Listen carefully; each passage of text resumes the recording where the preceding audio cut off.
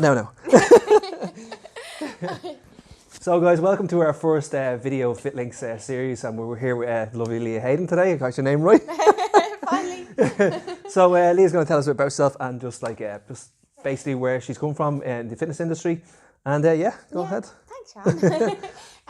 So my name's Leah. I'm basically the founder of Haley Nutrition. So we focus on habits and behaviours when it comes to coaching through nutrition.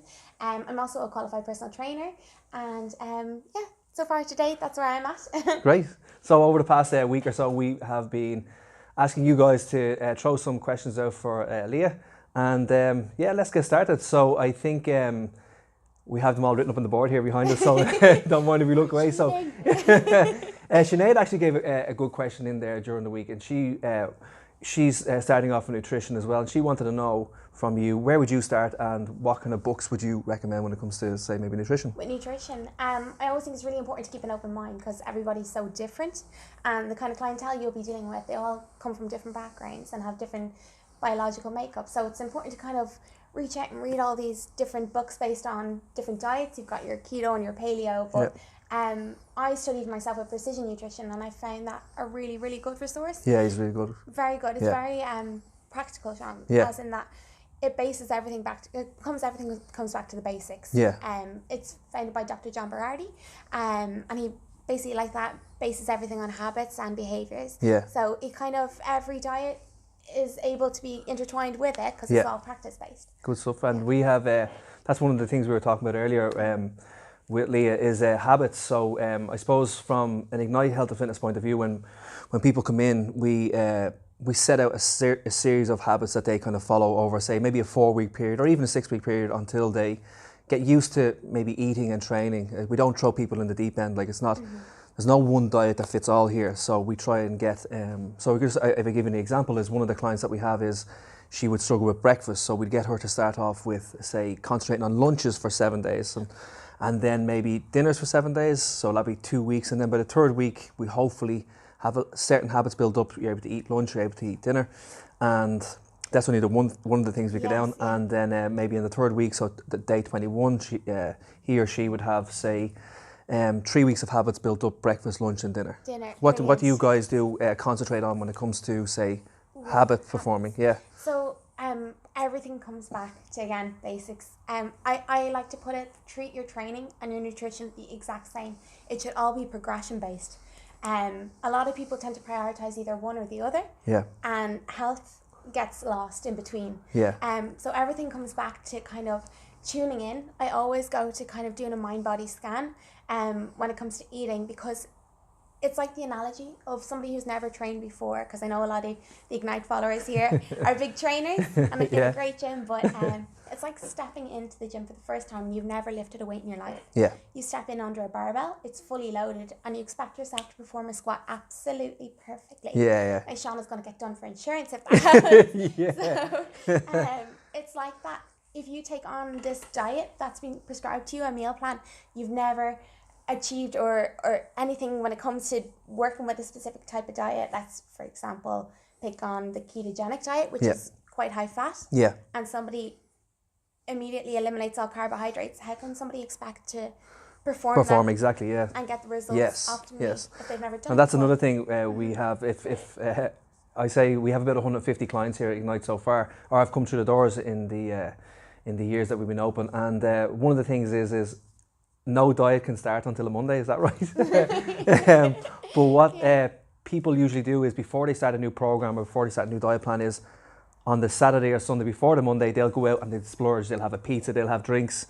Yeah. And so when they come in and they try a new plan or try something new, is they feel terrible for the first 4 or 5 days. And that's because maybe they're on a sugar low. Yeah, and they're like, why isn't this working for me? And then they'd quit. Yeah. So that is one of the things, that's why we'd start off kind of maybe a little bit lower. People are always looking for that best plan. What is the best plan that's going to get me from A to B? And that's one of the things that we do here. The plan that gets you from A to B is not necessarily going to be the plan that gets you from B to C. Absolutely. So that's why we'd start off with those 1 or 2 things a day. Yeah. Water would be one, and then pick one meal of your choice. Absolutely. And it's like I was saying to Sean, get a lean mind A lean before mind, you yeah. get a lean body. Yeah, it's so that's a great important. phrase. Yeah, yeah. I was saying I'm gonna rub that like, actually. it's I bet no, on camera. lean mind to help with a lean body. It's a great phrase. It's a great way of thinking because people are always like, if I train 5 or 6 days a week, or if I train 3 or 4 days a week, why am I looking the way I'm looking? Yeah. And because your mindset is not right. Absolutely. And so you have to get your mind training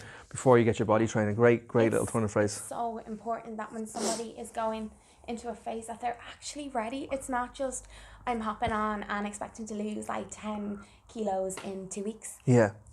You need to actually mentally be ready to take on the small adaptive changes that come with the process. Of course.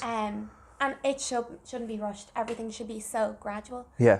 Like you say, the progressions. Yeah. You come into the gym, Sean will probably assess you to see how you're actually moving without any weight at all, and then go to things like flexibility, and then work up from there and start to add a little bit of weight. And over the weeks, it builds up, and you'll see the ball start to roll. Yeah. It's the same thing with nutrition. It should come back to tuning in, listening to how hungry you are or how not hungry you are, whether you're eating emotionally or whether it's boredom or whether you're actually really, really deprived and you're really hungry. Yeah.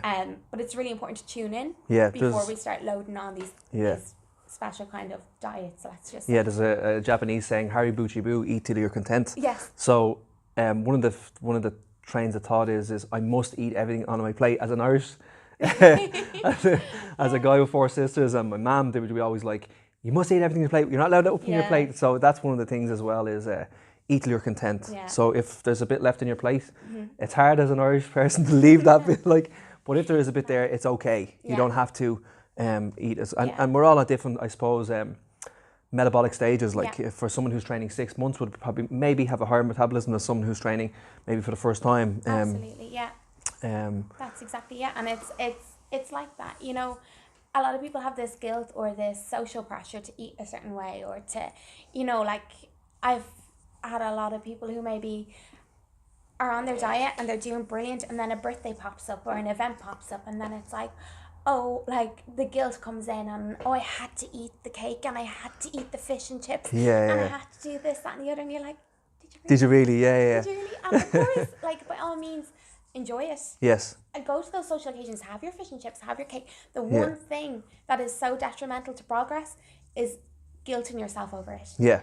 I was reading a study there yesterday about chocolate cake. Yeah. And people who have issues with weight are the ones, there's 2 categories.